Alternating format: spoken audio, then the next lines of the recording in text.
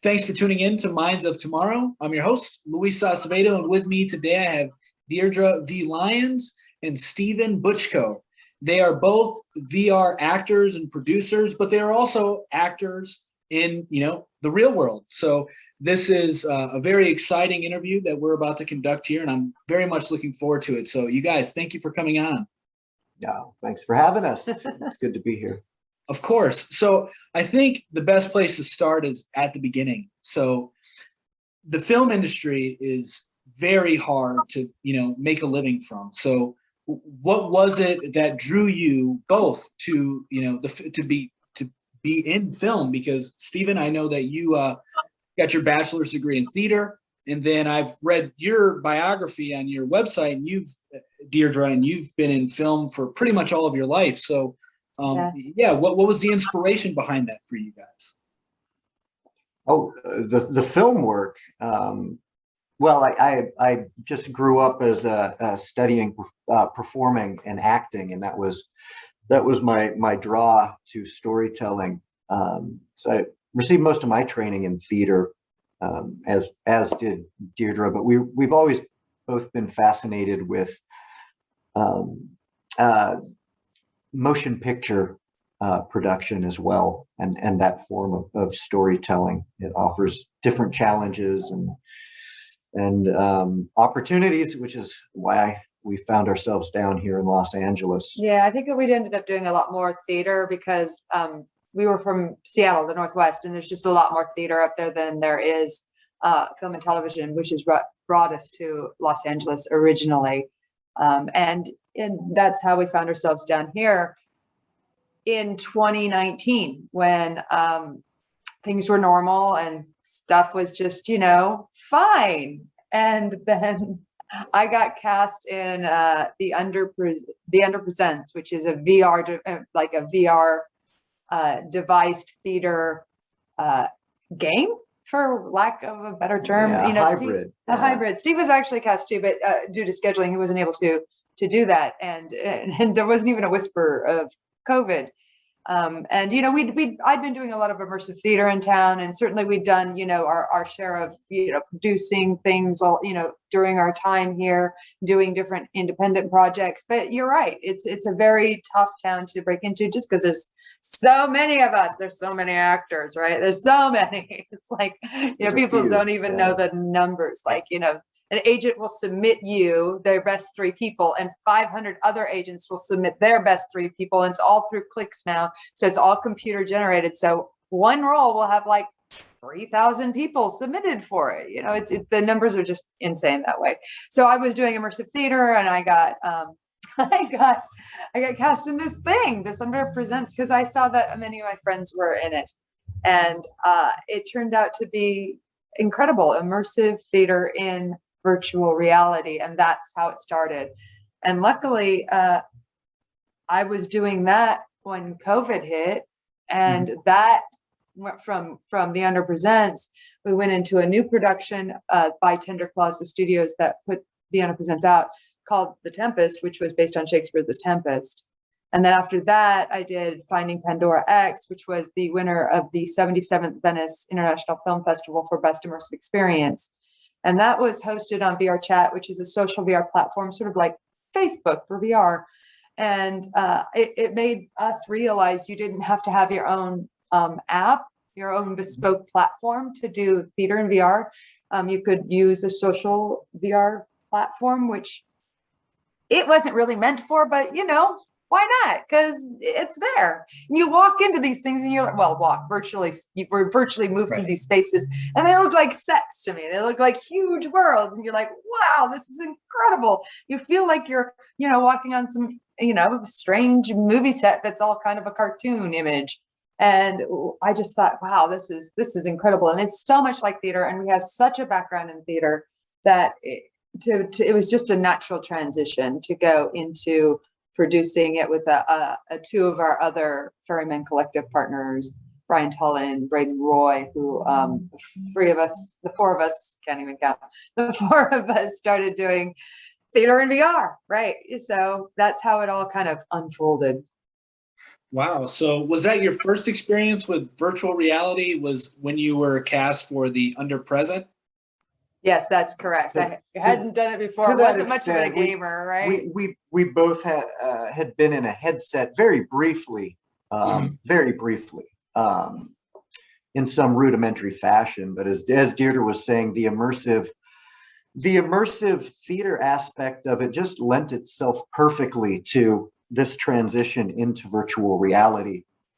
I was working at Warner Brothers at the time, so like Deirdre said, I couldn't participate until COVID hit, and so suddenly you have Los Angeles, which is full of the same amount of actors, but none of us are working, and we're all sitting at home. And, what are we going to do? So, yeah, So some of her fellow VR enthusiasts and specifically Brian, who we had known from the in real life immersive world. He also writes for a website called Horror Buzz, and they review all things horror related. And they started talking. Brian started talking to Deirdre about how much he missed Halloween, and he wanted to build this sort of Halloween experience. And with our producing experience, Deirdre said, well, why don't we just come on board and build something a little bigger than what you normally would as a proof of concept? Yeah. So I do want to touch on what goes into producing a movie in virtual reality, because to me that seems like it's pretty complicated and pretty technical. But before that, I want to touch on the transition, and I feel a couple things actually. The transition, I know you guys said, was kind of smooth from your traditional acting and producing to virtual reality, but I would like to hear, I would like you guys to elaborate a little bit on that, like how that experience was. And do you think that in the future, or in the near, even today, that actors and actresses will have to have experience in virtual reality, in acting in some way or producing in some way, in order to kind of catch their break?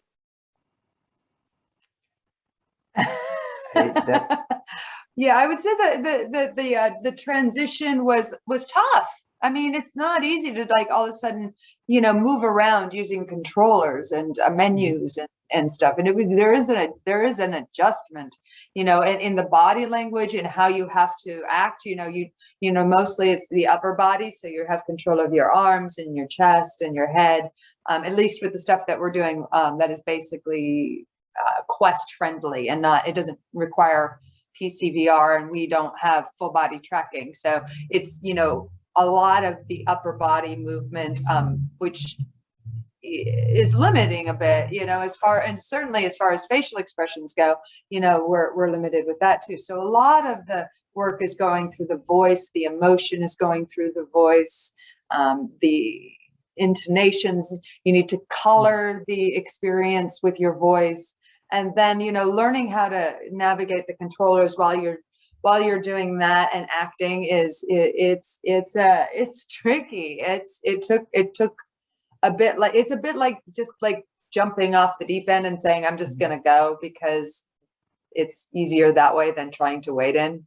Yeah. I always liken it to sort of like street busking. Like you see this guy on a street with a guitar and a washboard and a harmonica and a theremin and a glockenspiel, and he's playing it and singing the whole time. And that's kind of the transition, what one of the challenges that we got to deal with. And Deirdre had several months ahead of me start when working on the Under Presents, because they have their whole language and world built out. So she got to learn over a certain amount of time, get used to those controls and stuff. And when I came on board, I was new to it. So they just had to throw me in, and I had to sort of deal with that. But aside from that, it's not only just that, it's getting your, quote, as Deirdre would say, sea legs in VR. Our experience from start to finish with onboarding and everything, currently what we're working on, is about an hour in length. That's about the most reasonable amount of time that you can have new people in on these experiences before before the vomit starts happening and people start passing out and thrashing around and stuff like that. I do think that will get better as technology gets better. Sure. A lot of that has to do with frame rates and it's so much better now than it was. And as technology gets better and the alignment of what you're seeing with the position of your head, will get even more precise, and that will help with the inner ear and any kind of like nausea people feel when they're in VR. But you do build a tolerance up for it. It's just like riding in the back of a car, or some people like to read on a bus or something like that.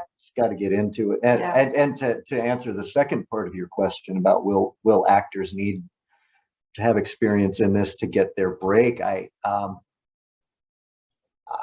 I don't know.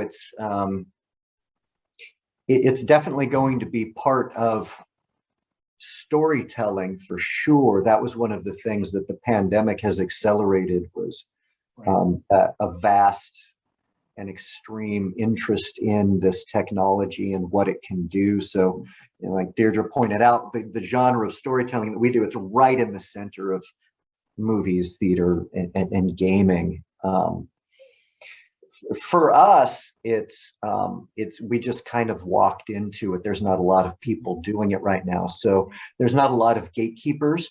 That's what I would add. Not a lot of gatekeepers. So even though it's like, even though we've only been doing this for about a year, we've been able to gain such traction, not only because the product is good, we certainly believe in what we've created and think it's amazing, but because it's much easier to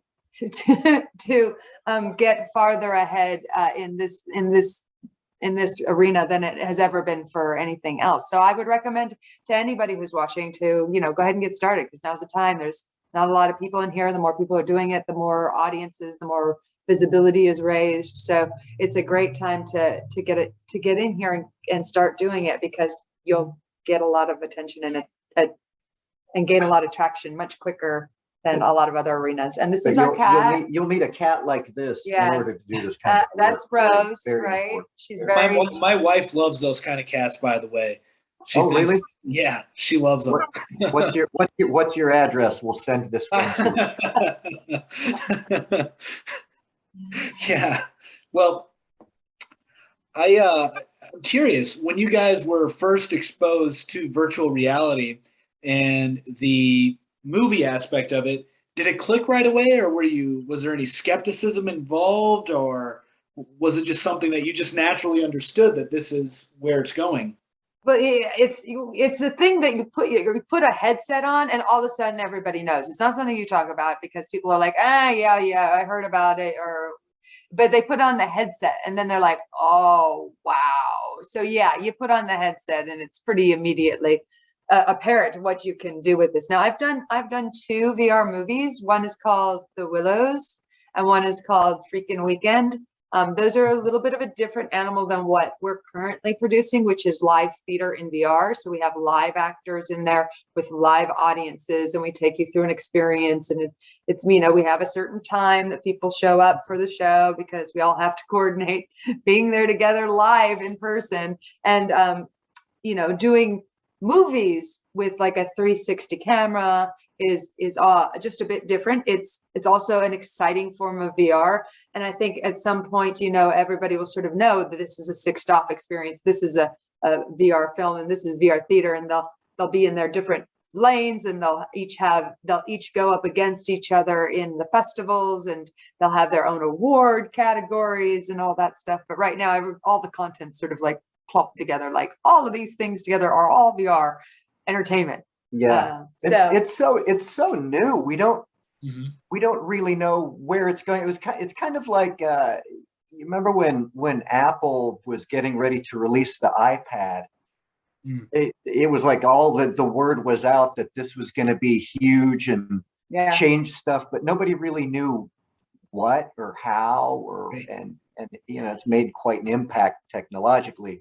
As an enthusiast of futurism and stuff like this, I'm sure you remember very clearly what that was like, and nobody really knew what these things were going to do. And we don't even really know what is going to happen with all of this. But I just read in the trades today that the Facebook people are putting $10 billion into the quote metaverse. So whatever's going to happen, it's going to be big. You know, it's going to allow a lot more people access to this technology. And we feel like the Oculus Quest 2 now is probably the most popular headset and affordable, which is allowing more people around the world to experience these shows and this technology. And we feel like it'll probably be like a telephone in houses or a computer at some points.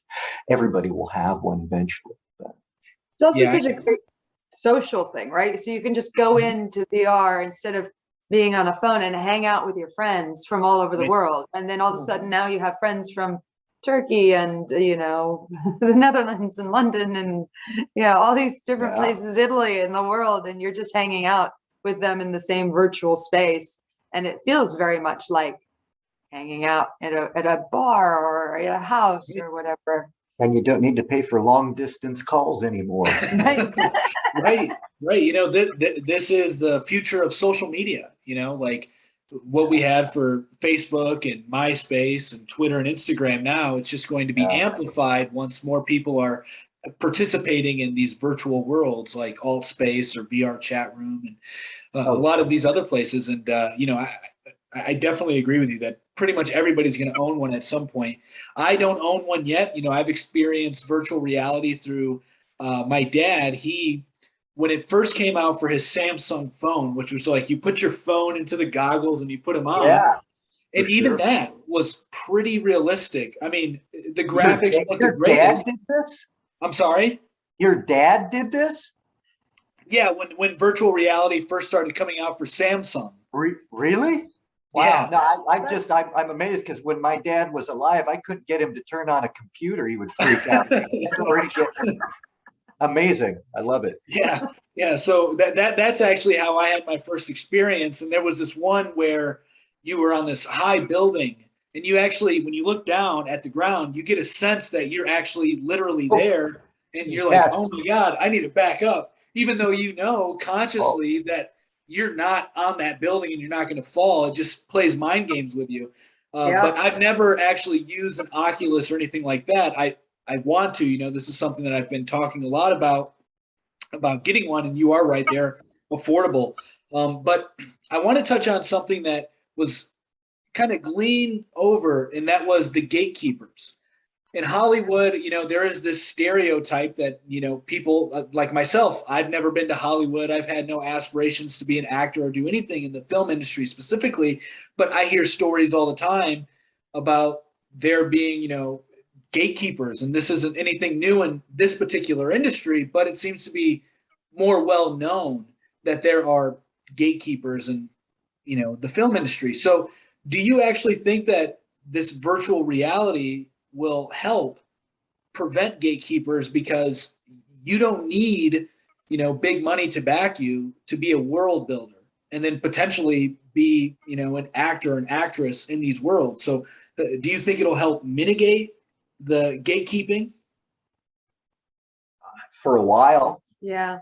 Okay. Until the companies realize what's happening and the potential, and then they'll jump in and things will change. But right now, it is a really viable platform for storytelling and getting your work in front of people that are really big names and getting great opportunities, because it's such a collaborative environment right now. There's so few of us doing this that, you know, we know each other and we chat and we encourage others that we know are creating work. You reach out to somebody in this industry, they're most likely going to talk to you and, you know, chat with you and be accessible. You know, try doing that in film and TV, right? It's just, you know, it's a great time to be experimenting in VR. Yeah, we liken where we're at to where the Lumiere brothers were, like in the, you know, turn of the century with the trip to the moon. And and the penny arcade movies, and when Edison was in the game and all that kind of stuff. We just we don't quite know where it's going, but everybody's kind of working together. We're meeting such interesting and fascinating people that we never would have otherwise. The technicians, the coders, we're operating with people, you know, in deep into the technological end that we normally wouldn't have.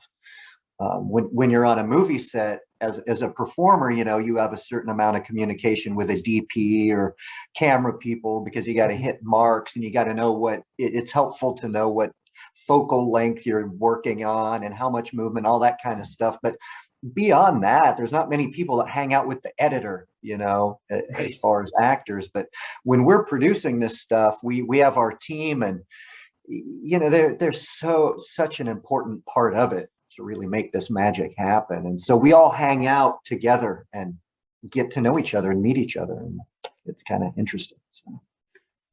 Yeah, no, I mean, it sounds like it is definitely more like a community that is actually working together to build these movies. And from, you know, some of the trailers I've seen on your website, it's pretty cool. So I think you have a trailer to show us right now for your latest movie that I'm sure if it's coming out or it is out. Yeah, this is the trailer for the current theatrical show that we're working on. That's been getting out there in the film festival circuit right now. It's called The Severance Theory. Welcome to Respite is this particular thing. And here's a little trailer for it. Give you some idea of what it is about.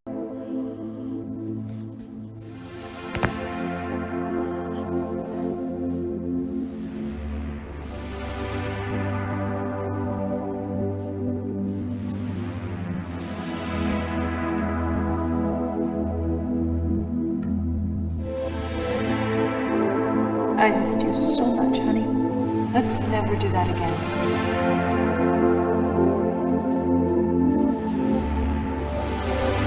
I knew that one day you would grow big and strong and smart.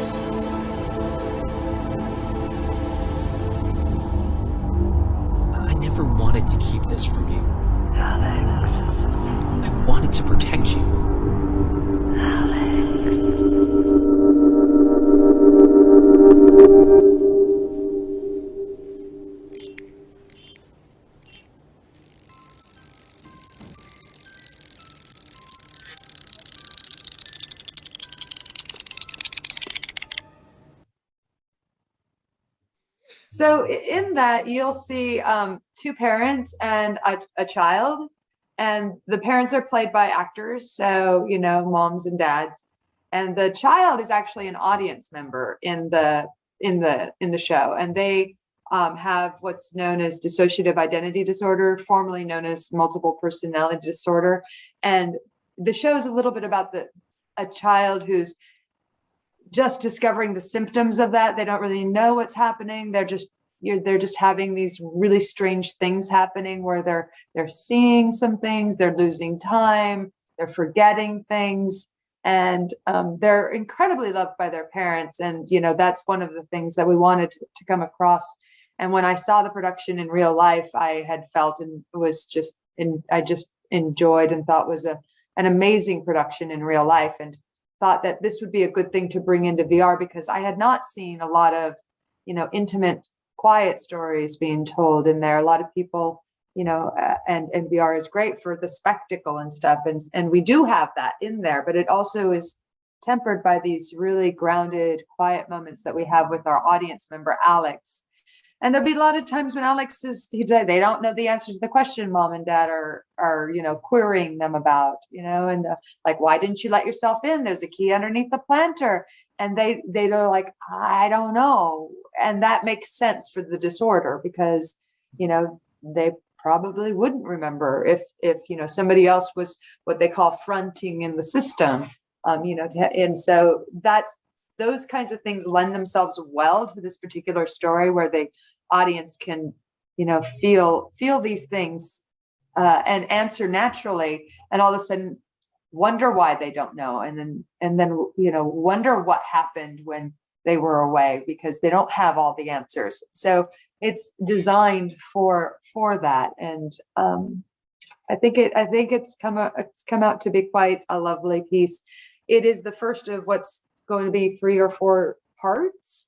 So it is more the start of the journey of the story, and leaves the audience with a lot more questions than answers.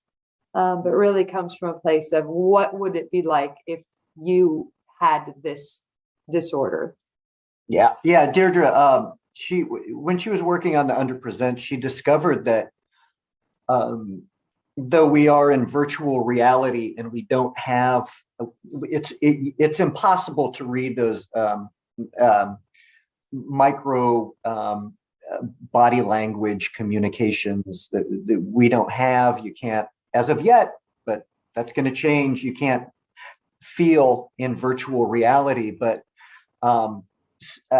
oddly enough, Deirdre did discover that you can still connect emotionally with an audience in virtual reality, and that was her interest in this particular project that she had worked on. She had done some voiceover in real life version of it, which is why she reached out to Lindsay Scoggin, the creative director of the in real life piece, and asked if she would be interested in working on bringing it into virtual reality. But it's very strange when you construct the world and lay the ground rules in that way, and then you put a headset on somebody, our minds immediately accept that.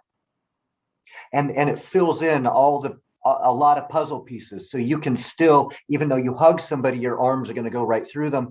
Our minds still feel that.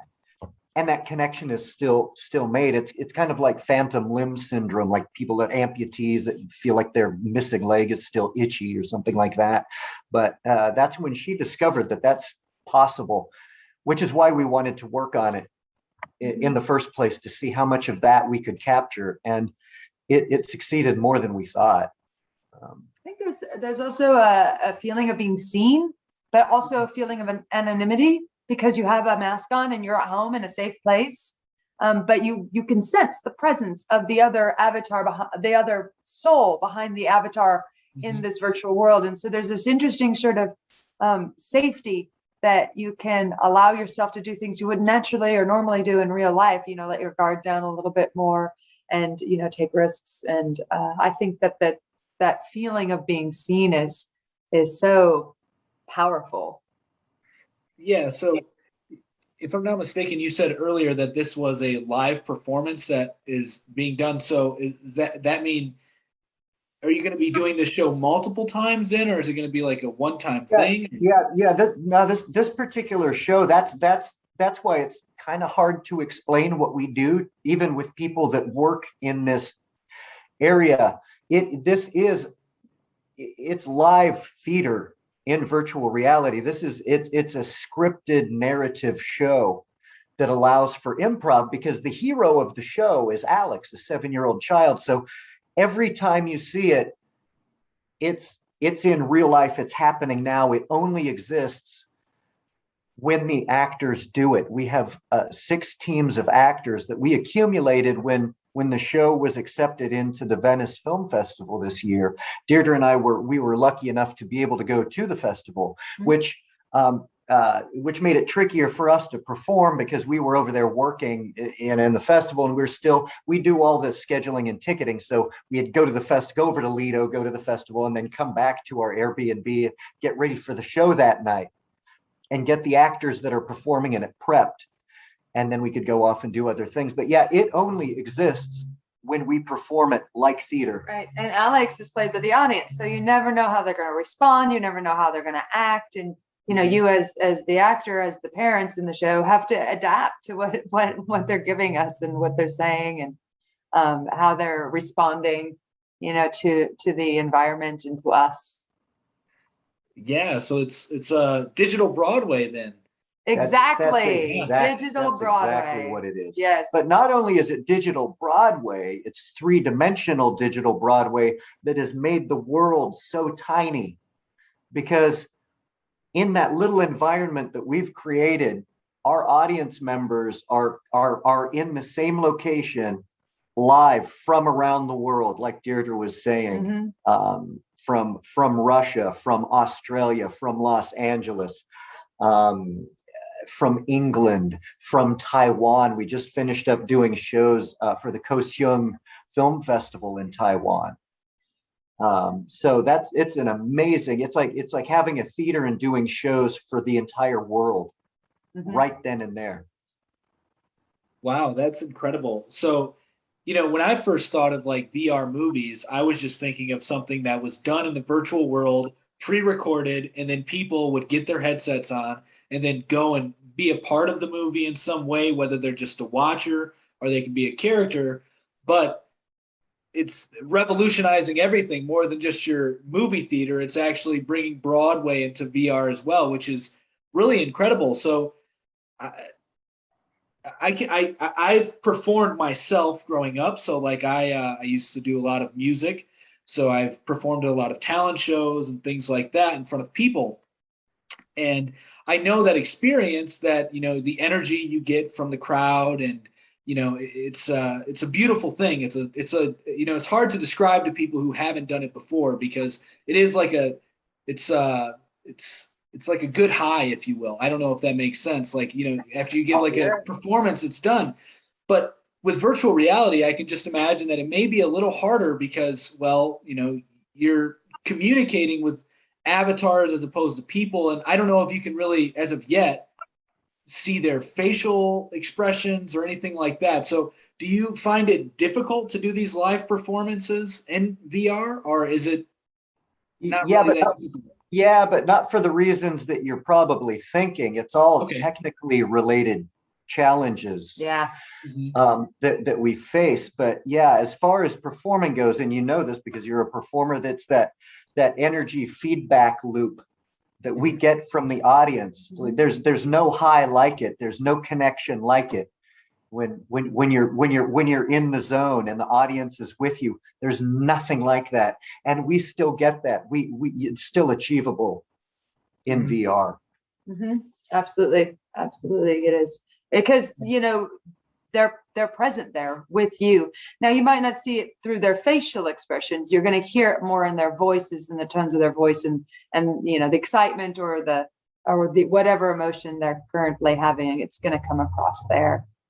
It transcends. It really does. It's magical. It really is. But you know, being able to perform, and when things work well, you know, when we don't have the challenges, when we have the right Wi-Fi signal and all that stuff, when all the technical frustrations aren't there and the thing is going well, it's just like performing on stage.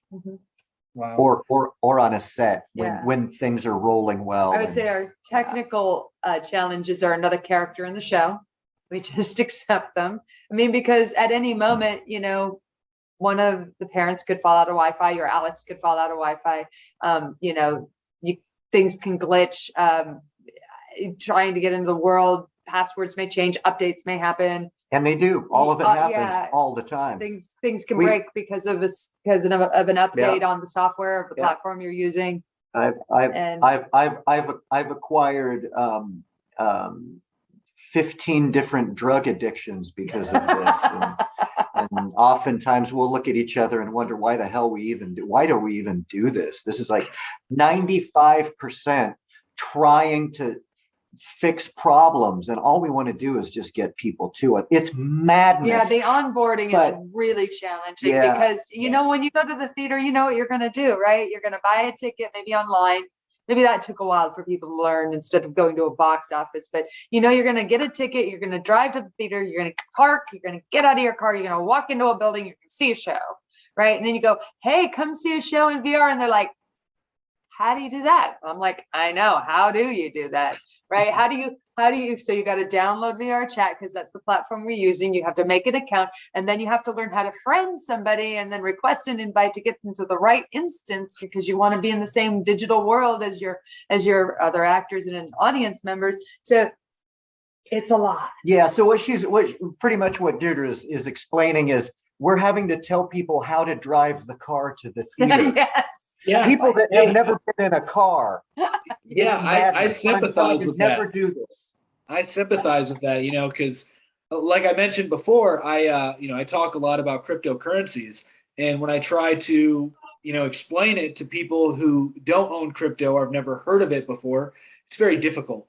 And then what's even more difficult is trying to onboard them. Like, hey, just maybe get some Bitcoin, get some Ethereum. And they're like, but how do I even do that?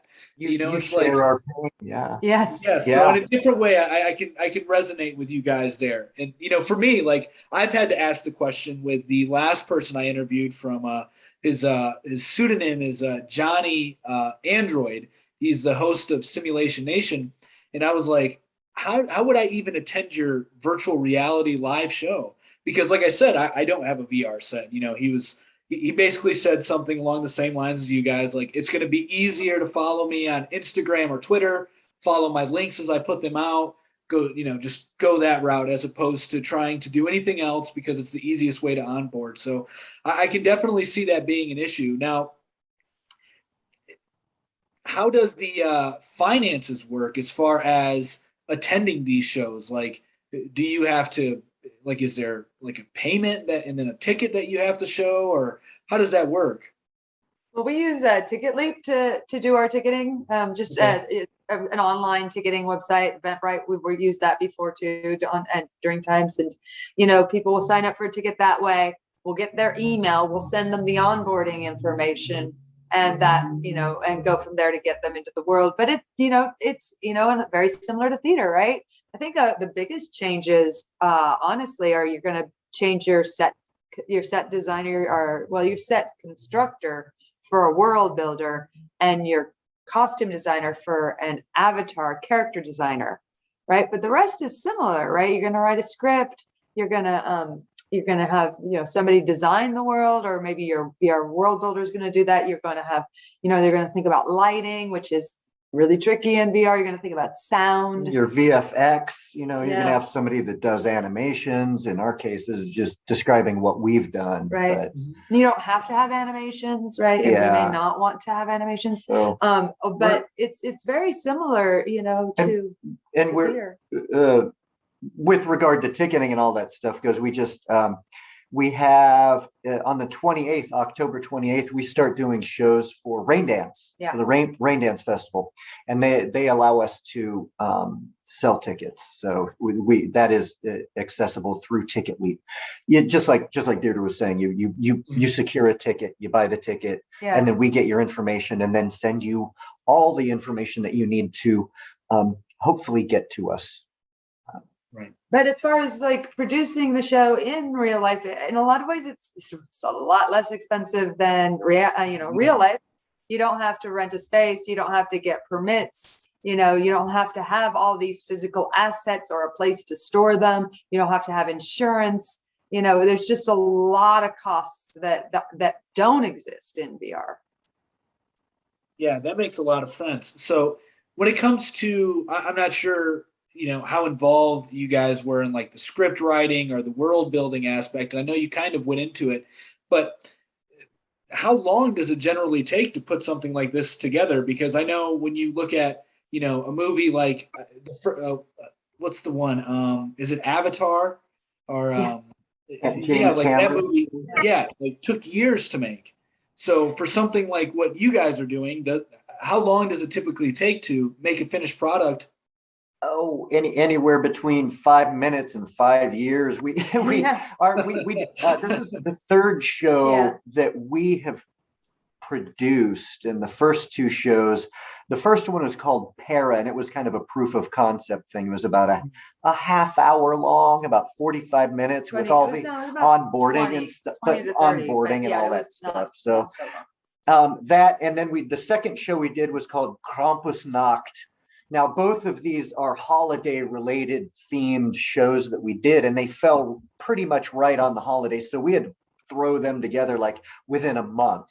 Yeah. And when you see them compared to Welcome to Respite, you can tell because we didn't have that much time. We've learned so much doing those two shows. So then that was after we did the Krampusnacht one. Deirdre and all of us, the whole team, were eager to work on something that we could spend more time developing and really raise the bar as high as we could for ourselves. So we started working on, once Lindsay Scoggin had accepted our offer and came on board. It was into January, I think, when we started working on Respite. Mm-hmm. Now we're still actually working on it. Because we just one of our dev team announced that they heard that VR chat is going to allow us, we don't need to get into all the technical stuff, allow us more room to build onto the world, a larger amount of space with which to build. So there's stuff that we've wanted to do that we weren't able to. So we're going to still build on it. But, I think within 7 or 8 months, we had pretty much where we're at now with that. Yeah, I mean, project. Tribeca was what, June? Tribeca was in June, and that was our world premiere. But we're building like 6 months. Yeah, we're building to Oculus Quest specs, which gives which is a 50 megabyte maximum. Yeah, it's a small amount of space. It's in digital assets take up, stuff. Right. And trying to make it fit in that. Now, some people will do PCVR and they could do a lot more with their world. It's get a lot bigger. It's where you plug the headset into a PC, and you can. That's where you can get into more. It's not James Cameron quality stuff, but you can gaming quality. Yeah. Really go into some amazing worlds. And you could check out the metamovie.com and see Jason Moore's work, because they're doing a show called Alien Rescue. Yeah, check that out. Rain Dance, and their stuff is great. You'll have a lot of fun seeing it. But it's PCVR, so that that setup for that is like a $1,500 computer, and then another $300 to $600 for a headset, versus Oculus, which is like a $300 entry level fee. So for a headset, so and untethered, doesn't need a computer to run it. And that's the stuff that's going to change within 5 years. It's the upload and download. It's that skinny pipeline that we're dealing with now. And once that blows up, it's going to be amazing. Yeah, right. Things are great. Now, how do you guys think that the film industry is going to change in movie attendance, for example? So, for instance, I've never actually attended that's a lie. I've attended only a couple musicals and live theatrical shows when I was a kid. But in my adult life, I can't recall one time going to something like a traditional theater that you would see back, like in the Shakespeare's day. I don't recall any of that. But I do have fond memories of going to the movie theater with my family, and my wife and friends and all this stuff. And so do you guys think that there will be this slow transition to where more people are attending movies via VR, or will there be some sort of, symbiotic relationship between the, different ways you can perform? I think it'll be its own thing, right? People will still enjoy going to the movies with their friends, and they'll also enjoy, seeing a movie at home in VR. And some people may prefer one over the other, but I think like how we have all these streaming services and all the cable shows, we're no longer limited to what broadcast gives us, was it 4, 5, 7, 11, 13, right? What's on tonight? And you'd have to come through and you're like, right. Oh, there's nothing on. But now we can curate our own, viewing, entertainment, storytelling experience by choosing all these different options that are available to us. As far as I like this show on this streaming service, and I like this cable channel, And I don't watch much on HBO, so I'm not gonna subscribe to that. So I think it'll just be, it's another venue, another avenue. Yeah, and the three-dimensional world of virtual reality is just a different beast altogether than, watching your two-dimensional show in your living room or going to a theater. It's a different experience, and I think there will be a symbiotic relationship between the two for sure. You'll be able to choose one or the other, and working in 3D is different. You can't really make traditional movies that way, because it's a whole different set of challenges as a storyteller you have to consider, and the technology just isn't there yet. We're kind of like we're like Shackleton without the cannibalism and hypothermia. But when you think about movies, right? If you think about how they're shot, everything that they're doing is trying to give you the feeling of being there. The over the shoulders, the close-ups, everything they're trying to do is trying to make you feel like you're standing next to the main character or talking to the main character. The sound is there, the music is there to help carry your emotion. You put a headset on and all of a sudden you're in the world, you're standing in it. You look around you and everything is telling your mind that you are in another world.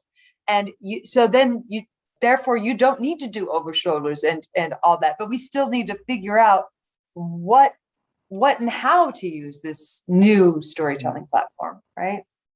Yeah, it seems to me, from my limited exposure and knowledge of it, that these movies will be more akin to like video games as opposed to what you would think like a real movie is.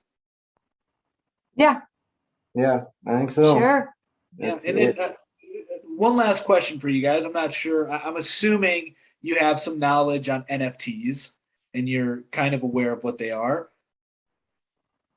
Now, maybe you don't know the answer to this, but there's a lot of talk about NFTs playing a major role in developing the metaverse and contributing to virtual reality in a big way. Do you see NFTs, like transitioning over into the film industry in any kind of significant way, into what like you guys are doing? Like there's a big avatar movement with NFTs right now. So, I don't know if that question makes sense, or if you guys have enough knowledge on it to even answer. I mean, it's from what I understand, and you can school me on this. NFTs, it's pretty much like a digital copyright, or it shows digital ownership of anything, right? So why not? I don't peddle in such black magics, so I don't understand that much about it. But I think you would probably be able to answer that better than us. But yeah, I would think that if whatever new methods of showing ownership and trading ownership of said widget comes to us, will be used however it can. I would. What do you think? Well, I don't know. That's it's a good question, because I think that they'll play somewhat of a role, but I don't know how big of a role, because the reason I'm kind of skeptical as to their significance in like any like film industry or even in video games, because there's a lot of people trying to make video games out of their NFTs, is simply because the cost to entry is so high. Like you can have your own free avatar. Like I know there's this company called Ready Player Me, and it allows you to create your free avatar that can be your profile. We have them, yeah. So that's what I think, because then I'm like, but are there going to be tiers to it as well? You can think of like a Ready Player One scenario where if you can afford your $1 million, really popular NFT, maybe then you get some perks in the virtual world. Like maybe then it's equivalent to like owning a Rolex. But I don't know. Well, I mean, we got to be honest too with ourselves as far as all the Bitcoin and NFTs and all this stuff. It's another way for wealthy people to get wealthier. Yeah. Working class folks like us, we can't play in that arena anyway. So, we're just trying to scrape by and make our little things and pay our bills. So I don't know, man. It's, if you've got the money and you want to play around, they'll find ways of doing it. Sure. For sure. But yeah, like I always find it an interesting question to ask people who are in virtual reality, because that's what NFTs, if you're in that space, that's what they're trying to also participate in. But it too, like what we're doing, it's so nascent too, But what were you saying? I'm sorry, I didn't hear you. Oh yeah, well, it's new. It's entered into this whole new realm. Yeah. Like we are. So there will be an evolutionary process that takes place, and some of it will survive, and some of it will evolve into other things, and some of it will just go away. We'll just have to keep chipping away. Yeah. Now, I said that would be my last question, but I just thought of this. I'm very curious on how the payments will work for the actors as well. So, like, from my knowledge, you get royalties for the movies that you're in, and I'm not sure exactly how it works, but there's some sort of royalties that you get paid.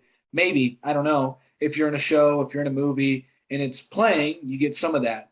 So will it work similar in like virtual reality movies for the actors and directors and producers, or how?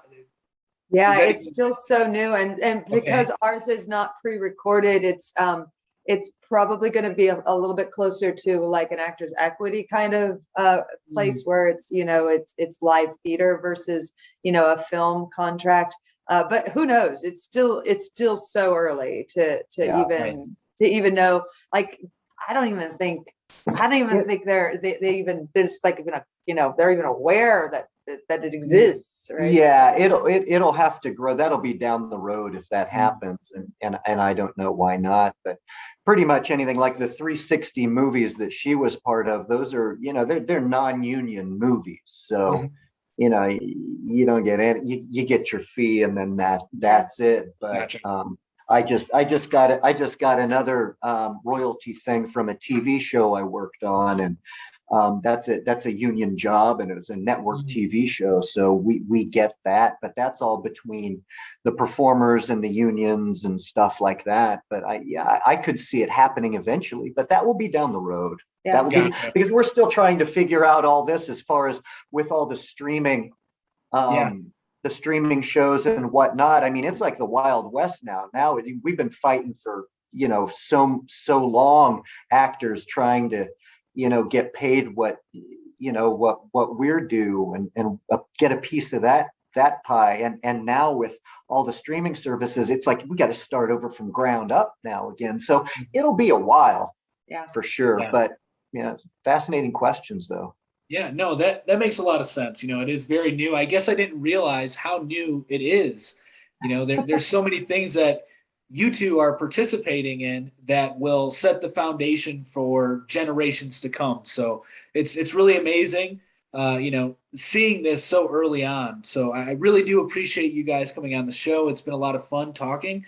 Now, where can people find your work and just keep up to date with what you're doing? Yeah, they can go to theseverancetheory.com to find out more information about the show. And certainly they can follow me on Facebook or go to my website, deirdrevlyons.com. If you go to the website and then you go to the team link there, the team page, you can click on any of the actors, crew, dev team, and there's links there to follow anybody that you would be interested. And then you can sign up for a newsletter for the on the website and keep up with where we're going. Awesome. Well, thank you guys once again for coming on the show. It's been a pleasure. Yeah, it's a real pleasure to meet you and speak with you. Yes. Good luck. Hopefully our paths will cross again one day. Truly. Yeah.